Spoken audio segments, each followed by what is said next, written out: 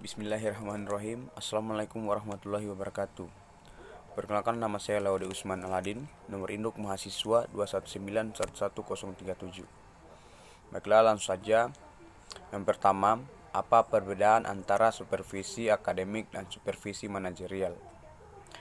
Supervisi manajerial adalah pemantauan dan pembinaan terhadap pengelolaan dan administrasi sekolah.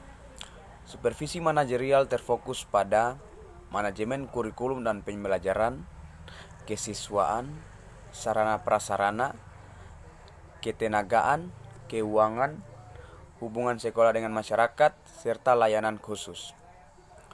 Supervisi akademik adalah membantu guru mengembangkan kemampuan profesionalnya dengan tetap tidak lepas dari dan penilaian unjuk kerja dalam mengelola. Tujuan supervisi akademik adalah membantu guru mengembangkan kemampuan profesionalnya. Diselenggarakan untuk memonitor KBM di sekolah melalui kelas visit KEPSEK di saat guru mengajar. Mendorong guru menerapkan kemampuan dalam melaksanakan tugasnya, serta mendorong guru agar memiliki komitmen terhadap tugas dan tanggung jawab. Yang kedua, dominan kompetensi guru dalam penilaian kinerja. Kompeten guru dalam penilaian kerja meliputi: yang pertama, kompetensi pedagogik. Kompetensi pedagogik meliputi mengenal karakteristik anak didik, menguasai teori belajar dan prinsip-prinsip pembelajaran yang mendidik, pengembangan kurikulum, kegiatan pembelajaran yang mendidik. Yang kedua, kompetensi kepribadian. Kompetensi kepribadian meliputi bertindak sesuai dengan norma agama, hukum, sosial, dan kebudayaan nasional Indonesia, menunjukkan pribadi yang dewasa dan teladan, etos kerja, tanggung jawab yang tinggi, serta rasa bangga menjadi guru. Yang ketiga, kompetensi sosial.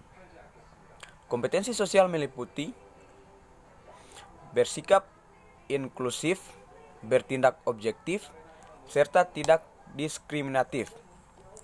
Komunikasi dengan sesama guru, tenaga pendidik, orang tua peserta didik, dan masyarakat. Yang keempat, kompetensi profesional. Kompetensi profesional meliputi penguasaan materi, struktur konsep, dan pola pikir, keilmuan yang mendukung mata pelajaran yang diampu, mengembangkan keprofesian melalui tindakan reflektif. Soal nomor 3, proses dalam penilaian kinerja guru. Penilaian kinerja guru dilakukan sekali dalam setahun, tetapi prosesnya dilakukan sepanjang tahun, terutama dalam memantau unjuk kerja guru dalam mengimplementasikan kompetensi, kepribadian, dan kompetensi sosial. Kegiatan penilaian kinerja guru diawali dengan kegiatan evaluasi diri yang dilaksanakan pada awal semester. Soal nomor 4, siklus supervisi akademik. Pertama itu ada kepala sekolah, lalu program supervisi. Di dalam program supervisi kita harus dibicarakan dengan para guru tersebut. Lalu setelah itu pelaksanaan supervisi. Di dalam pelaksanaan supervisi juga ada beberapa yang harus kita lakukan. Yang pertama itu terapkan prinsip supervisi. Yang kedua, siapkan instrumen. Dan yang terakhir ada evaluasi tindak lanjut. Di dalam evaluasi itu kita harus melakukan evaluasi dengan guru. Soal nomor 5, jelaskan hubungan supervisi dan efektivitas sekolah menurut Blandford, supervisi manajerial. Hubungan supervisi dan efektivitas sekolah meliputi: 1. Memiliki pengetahuan, keterampilan, dan pengalaman. 2.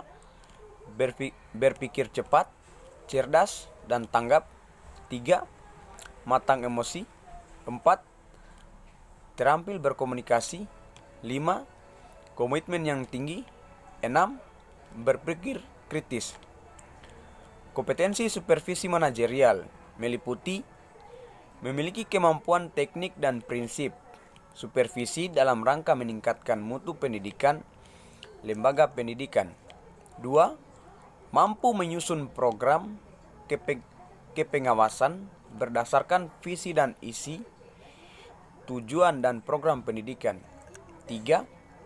Mampu menyusun metode kerja dan instrumen yang diperlukan untuk melaksanakan tugas pokok dan fungsi kepengawasan. 4. Menyusun laporan hasil pengawasan dan menindaklanjuti untuk perbaikan program pengawasan berikutnya. 5.